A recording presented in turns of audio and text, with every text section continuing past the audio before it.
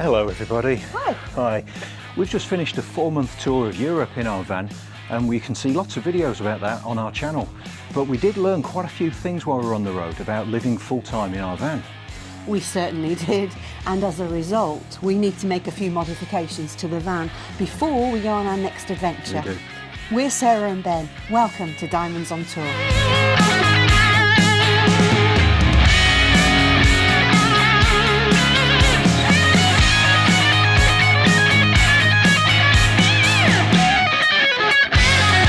First up, we've got to talk about toilets. Let's get in the van. Come inside and we'll show you all about it. Can you just bring the camera inside and we'll get talking?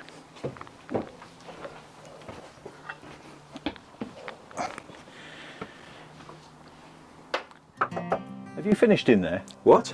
Hurry up. We need to get working on that chemical toilet and get it out of there. What do you mean? What's wrong with it? Well, if you remember, we found out that we could fill it up very, very quickly. We needed to empty it every couple of days. Yeah, that was pretty inconvenient, and finding somewhere to empty it responsibly wasn't always easy, was it? That's right, the chemicals in there are pretty nasty. Yeah, I've heard about people dumping them at the side of the road and really upsetting the locals. Yeah, and doing real harm to the environment while they're at it. Really poor behaviour that gets the campervan community a really bad reputation. Yeah, nobody wants that, do they? No. And how about that search for the toilet fluid when we were in Bulgaria? Oh yeah, we walked through the streets of that city looking for a camping supply shop that had moved. And then we drove miles out of our way to find somewhere that sold the right stuff. Yeah, we did. And whatever people tell you, it can smell pretty bad at times. And let's not dwell on that. No, let's not. But there is a solution. So what are we going to do? Well, we're going to change that chemical toilet to a composting toilet. Okay, well that sounds like a great idea. Well, let me finish up in here and then you can talk more to everybody about what we're going to do. Okay, well hurry up then and I'll talk to everybody about this.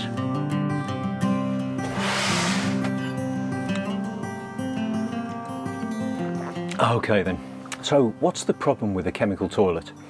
Well, there isn't anything fundamentally wrong with a chemical toilet. They have their purposes. If you're travelling in a place where you're going to be on a campsite for most of the time, then you're going to have no problem being able to empty it very nice and regularly. If you might be just doing short trips at the weekend or something, then again you're not going to have a problem. But for us, we found that travelling over a much longer time period and staying at places which aren't necessarily campsites, we did struggle to find places to empty it. We also struggled with finding the chemicals very readily when we were in some of the more remote areas. But why do we use chemicals in these toilets anyway?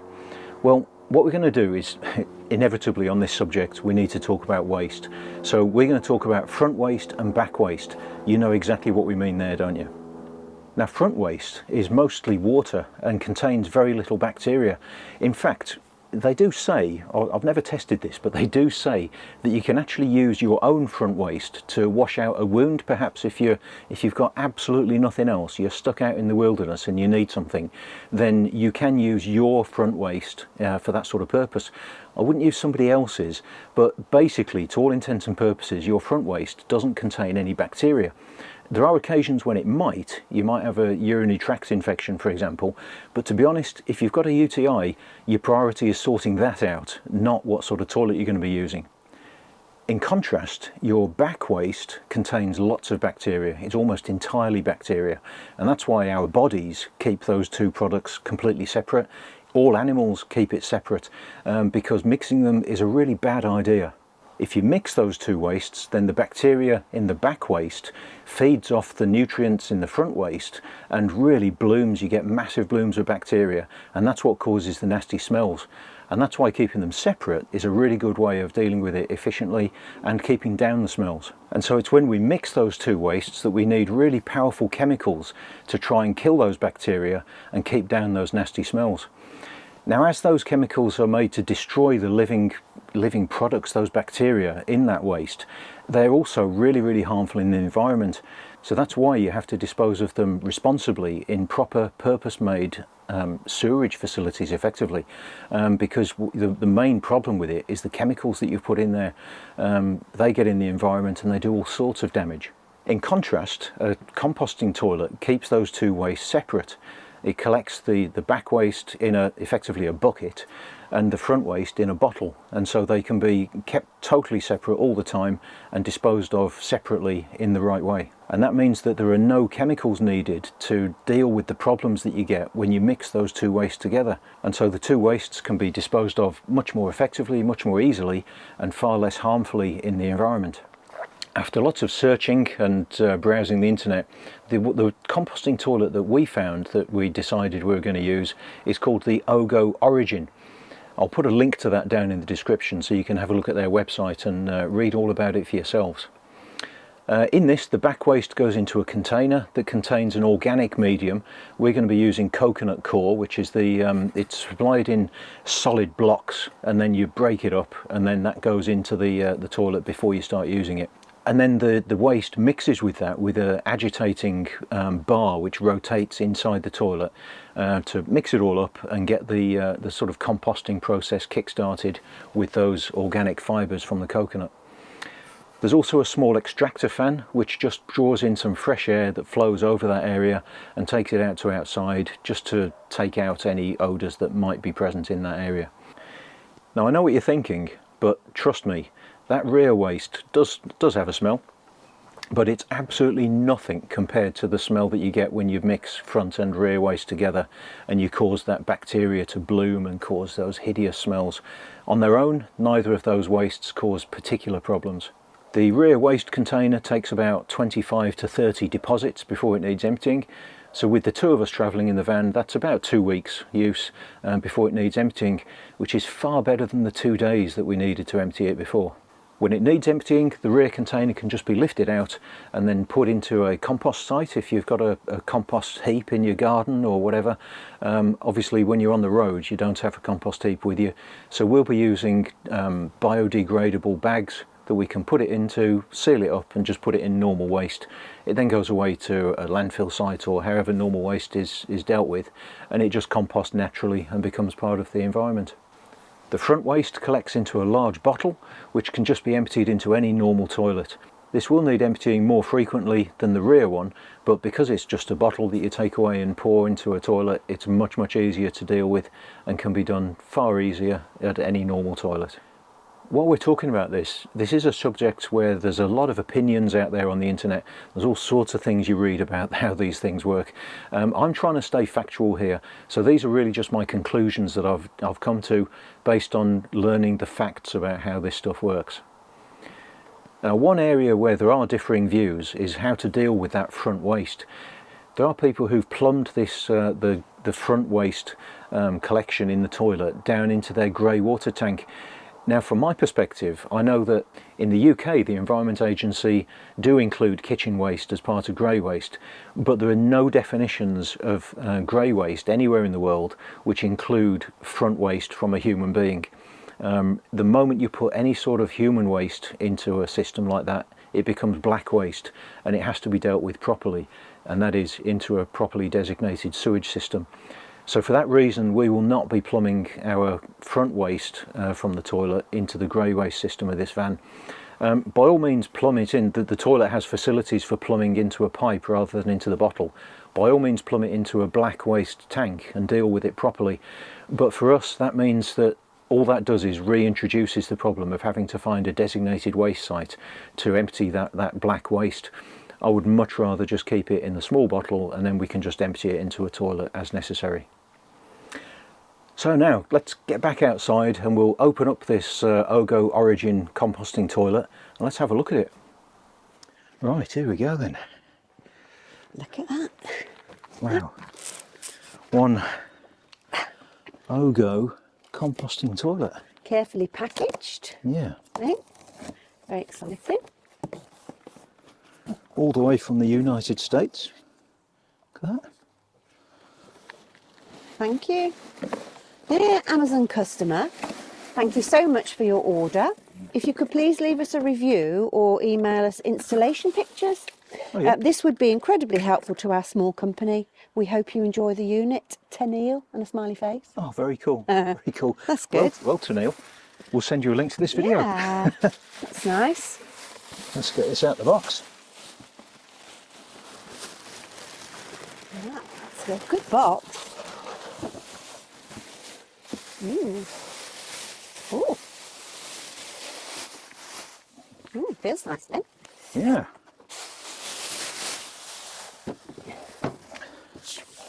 Well, there you go. Well, looks really nice and solid, doesn't it? Yeah, it is. Very Feels good. lovely. Very Okay, good. so look at that loo. Ooh. Oh, look at that. Okay. Well, that's a Nice. surprise for me because I honestly thought that when you talked about separating the different thingies, yeah. that there'd be small places. That Right, shit's quite, yeah, yeah. it's easy to aim into. It's a good those, sized isn't it? target, isn't it? It Yeah, is a good yeah. sized target. Very good. Right, a bit more packaging inside. Oh, here's the, that's the vent hose. Takes the air to outside. Oh, what's it? Little squirty bottle. What's that for? It's for just spraying a little bit of water around the front waste hole when you've made your deposit. Oh, Oh, that's the wiring. neutralising sort of. Yeah, they say a bit of white vinegar helps. Yeah, Or yeah, okay, okay. instructions.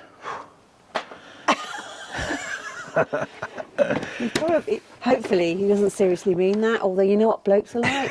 I'm sure it It's a- can't be it's a that man difficult. thing, that Can't be is. that difficult, can it? Yeah, Right, yeah, so you Okay. pull that little okay. thing out there, that opens up the hatch inside. Yeah. Do you want to just show everybody the aperture there? Is that possible? I'll record a little bit B-roll afterwards. Great, that's good, yeah. So you'll see. you can see how big these holes are. Perfect. So these little catches on the side, and then the front comes out. Oh no, you need to lift up the front first, Okay, let me do because that seal goes on the top of the bottle there. Look. Oh yeah. So oh, you yeah. can't get it out without that being Yeah, open. I've got that. So there's Ooh, your bottle Oh, it's for generous container for your pee, isn't For it? your- That thing. for your front waste. And here's the bucket for your back waste. Wow. So quite a bit in there. What? How much do they say? Do they reckon? How many times? 25 to 30 deposits, I think it is. 25 to 30 dumps. Yeah. It links into a motor in the bottom, and that thing turns round to agitate the deposit with the coconut core that's inside, and then you just tip that out into a biodegradable bag or onto a compost heap to dispose of it. And then you have to wash up the pot. Yeah, just Good. a bit, but it'll be that's my job, is it? Yeah. I'm glad we got that straight. It's Right. always been your job. It's, Yeah, right, okay, fair enough. And so going back together, that goes in there, slots in nicely, catches fastened, Yeah, and there you go. it's lovely. Yeah, very good. I'm very keen to see that in operation. Yeah. So on the side here, this is a button which you press after you've made a deposit, and that agitator spins around for 30 seconds or something, I think, just to mix it up. You're so polite when you say deposit. You've got to be, darling. Why can't you just say dump? Like, you know. Because this is a children's channel. Well, it's not a children's channel, but it's It's family friendly. Is that what family you're trying friendly to is say? the word I was looking for. Family Yeah. friendly channel. We don't talk about dumps. So back to the little button. It also lights up when the front waste bottle is nearly full, and then this is a air inlet for the ventilation system and outlet. And because of the way it's set up inside our van, we're going to be swapping those over. So the outlet will be on this side, so it's near the side of the van, and that's dead easy to do inside. That's good. That's good. So there you Very go. nice. I reckon that should serve us well. Yeah. And we did well, didn't we, getting it? We got it from via Amazon. Oh. And just to demonstrate, Yep, we it's got it comfortable. via Amazon UK, who actually then fetched it from Amazon US. Yeah. And we got a really good deal at the time. And there was an offer on basically not paying for any packaging and delivery. Postage, So yeah. postage. So it was fabulous. Just great. And it was just a few days, wasn't it? Yeah, it took about a week to Surprised arrive us. from America. Surprised us. The postage offer was actually an Amazon UK offer, just for free delivery. I don't know whether they've stitched themselves up with that, because the delivery was £130. Yeah, it may not still be available, of Yeah, course, but yeah.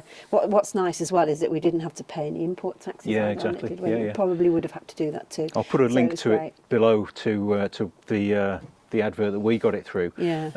So I don't know whether that will still be available, but have a look and check it out. Very nice. I like it.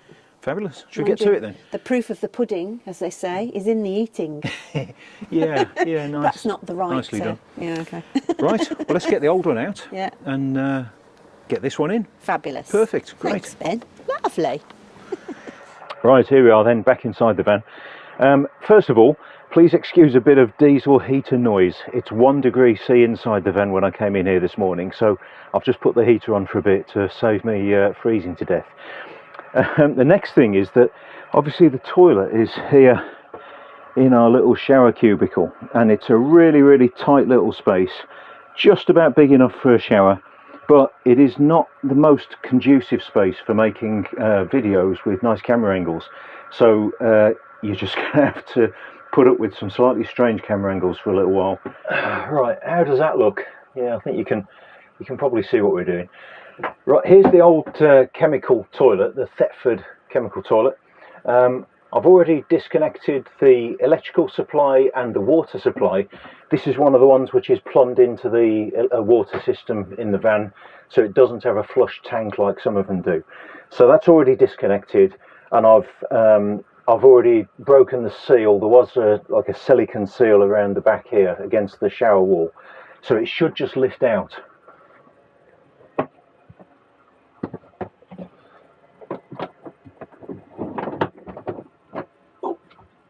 There we go.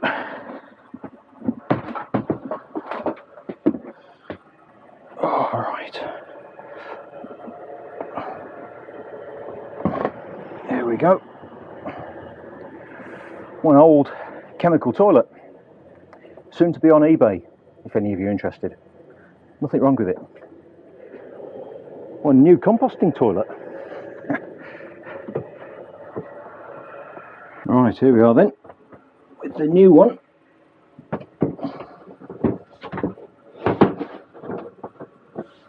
That is where it will live. Very nice. Check we've got enough space to open it to be able to empty it. Yeah. Very cool. Okay, so there's quite a bit more work to do. I've got to fix it down to the floor. There are some screws that you go down through into the floor to keep it nice and secure. I've got to cover this hole in the wall, bring the wiring through to it, and make an exhaust vent out through there for the fresh air vent for outside.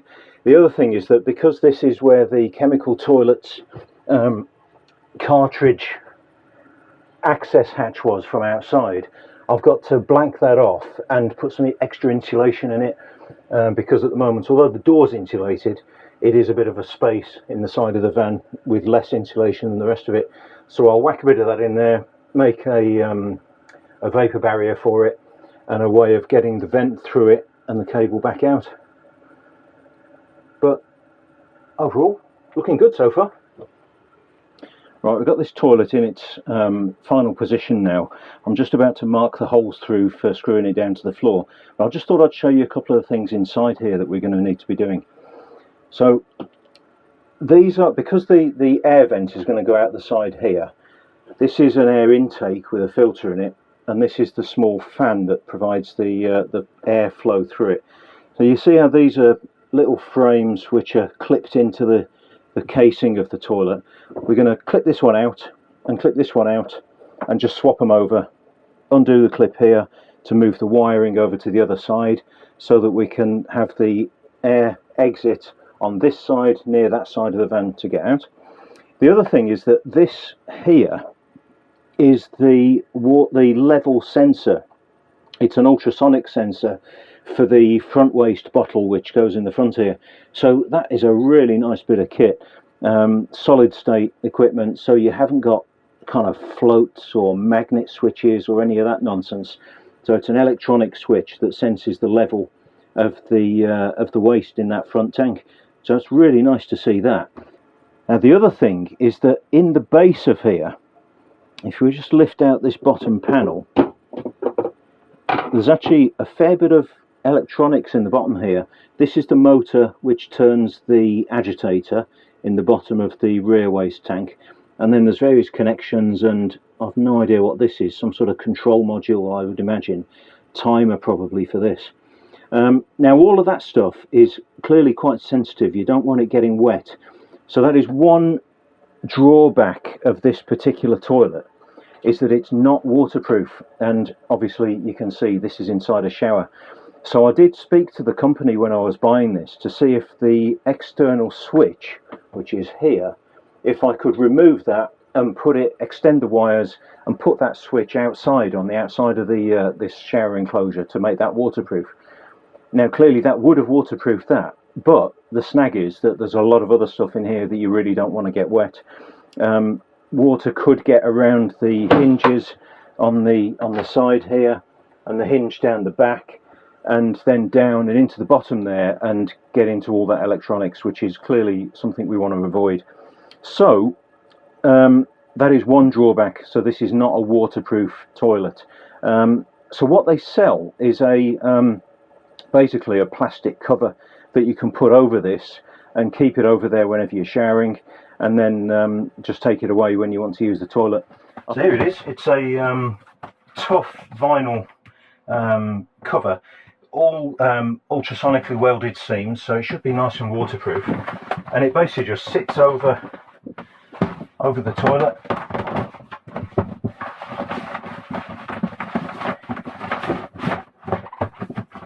It's got a slot down here so that it can get round the vent pipe there. But there you go, it just sits there and makes that toilet nice and waterproof so that we can shower in here. Apart from that, there's also the electrical connection, which will come through the wall, and I'll put a gland fitting in the wall there, so that's a waterproof connection, and that'll be wired in to the back of the toilet there. And we know that with the use of that cover that they have, that this will be fine and nice and waterproof. Around the bottom, I am planning to seal it to the bottom, because I don't want water from the shower going down underneath the edge here and kind of filling up inside from outside, and I think that would also gather a lot of water just unnecessarily underneath, that just wouldn't probably do any harm, but it's just sort of something I want to avoid. So I'm going to sit it on a bed of silicone, and then I'm going to put a seal around the edge so that it's nice and watertight. Okay, so first thing is to check that this is actually central, left to right, in the shower area.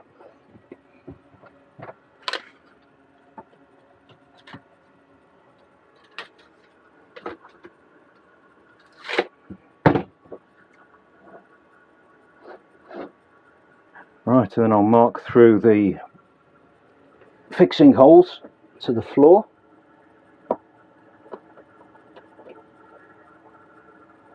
Right, now the fasteners I'm using for these are these little, I don't know whether that will be in focus, Torx head stainless steel screws with solid stainless steel cup washers that will spread the force from the screws really nicely in the plastic in the base of the toilet. And also I know that they're really, really high quality fasteners, very, very corrosion resistant, should last many, many years. So this is the initial fitting, just purely to make sure the place is right, and then I'm going to mark the edge of the toilet on the floor with tape, then take it back out again and put the sealant around up to the line of the tape.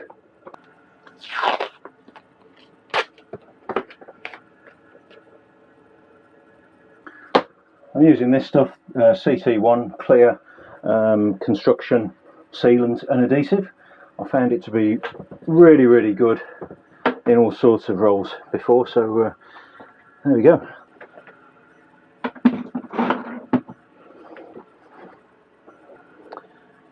Right, and there is a bed of sealant for the edge to stick onto, and plenty around the screw holes to make sure they're nice and watertight. And now all we've got to do is lift it onto there without sliding it and just dropping it precisely in the right spot. Simple as that. Right, that's fixed down in all 4 mounting places. It is absolutely solid. Really pleased with that. That's a great fitting mechanism. Very good. Now this is the air inlet that was in the back side here, and as I said earlier, I need to swap these 2 things over because our air exhaust is going to be out the side of the van out here. So these, you see the sort of step shape of it, they basically just clip in, so the quite a lot of force required to get it out. So don't worry about, you might feel like it's going to break, but actually they're very strong, and I don't think there's going to be any problem with breaking something like this. So basically here's the unit in place. I'll get one side in with quite a lot of force. There you go, it clicks in place, and if you're not careful you pinch your fingers. Whew. Be careful of that. Now, because we converted this toilet from the old chemical toilet, that meant there was a hole through the wall. So I've fixed that with a sheet of stainless steel. It's not the prettiest thing in the world, but it's functional. It seals up the hole, and it gave us a panel that I was able to then fit the vent for the air extraction, and also the fitting there for the electricity supply for the toilet.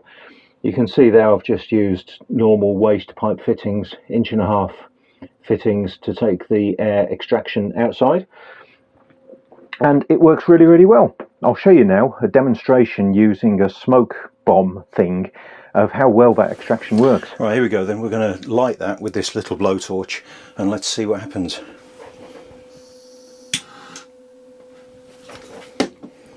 See the smoke there? Close it up. So let's go and have a look outside now and see if we've got smoke coming out there.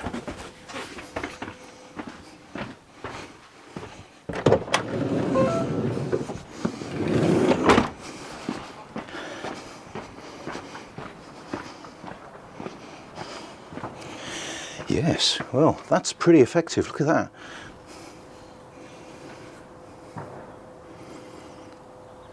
Yeah, very good. So, success there, that we've got all that smoke going to outside through the ventilation system. Let's just check what it's like inside again. And no smoke at all in here, and also no smell of the smoke. It's got quite a distinctive odour. So I think that's a result.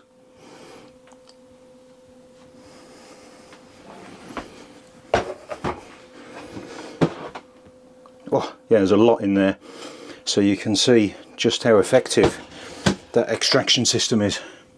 Very good. I'm really quite impressed with that. Right then, actually using this toilet. So obviously in the solids sort of bucket, the rear waste collection area, you have to fill that up with an organic sort of fibrous material. We're using cocoa core because that's what they recommend is best to use, and we managed to get a good supply of it from your favourite online retailer. The instructions for the toilet explain that you should fill it up to level with the top of the agitators in the bucket, and that is here. So if you see inside there, this is the agitator that turns round when you press it down the button, and so it should be filled up to the top of that level. It also says that this piece, where that's bolted on, has to be towards the front of the toilet. So I'll put it there. Hopefully you can see that from where you are. So I've used this blocks of compressed coconut core.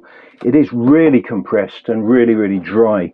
So I found that it's best to soak it in water, about probably 3 litres of water in a bucket, and after an hour or so it's absorbed the moisture and broken down, and expanded to a compost type material. And then this is what it looks like in the bucket. It's expanded up to a level where it basically reaches the top of the agitator. You can see one of them there. And then you put it back in. Best to do the filling out of the van because it can be a little bit messy. You don't want basically compost inside your bathroom here. But you see this piece with the bolts that fix it in, that goes towards the front of the toilet. So you put it back in there, it sits in nicely, and then you put the front in, which has got the front waste bottle inside it. That just goes in the front there, and the catches fasten at the sides, and then top closes down, and there you are, good to go. In use, you pull the lever forwards, that opens up the slot there, you make your deposit, and then you close it back up again and press the button on the side which turns on the agitator.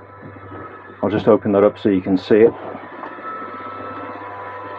So that turns around,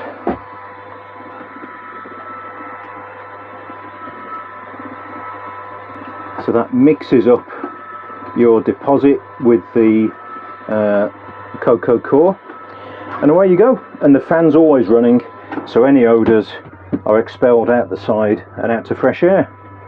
That runs for 45 seconds and then it's finished and ready for the next deposit.